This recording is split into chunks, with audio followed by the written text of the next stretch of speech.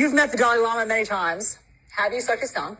I have not. The Dalai Lama is a very playful human being, and we may see this in a weird, kind of gross, sexualized way, but this is about as sexual as a bowl of plain rice. There is nothing sexual or erotic happening in this encounter, as you can see by the reaction of the people who are there.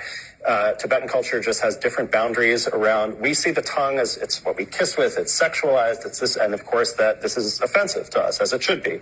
It's not seen that way in Tibetan culture. This is a part of the body. It's something playful. It was clearly a mistake. The apology was in order. This was clearly something that was at best, insensitive to how this would be seen by a large swath of the world population.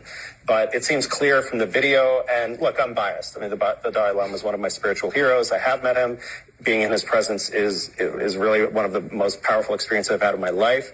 And the aura of loving kindness that he has is evident even here, where he's being playful in a way that in Western culture would certainly be inappropriate. But I mean, part of also what we're picking up on is the boy doesn't want to do it. He's taking the boy's head. I mean, we're just sort of reading the body language here. I'll take your word for it that it's seen differently there culturally, but the boy doesn't seem to be wanting to participate in this. Well, I don't know. The boy's face is appropriately is blanked out. We have no idea what his facial expression was. I don't see that in the body language. I just see kind of a weird moment.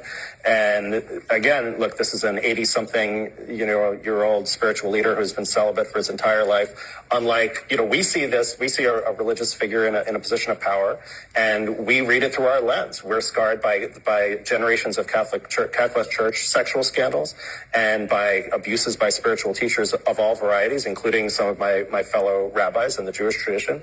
And we see that through that lens, as well we should. But that's not necessarily the lens that a different culture might see this interaction through. Anybody have any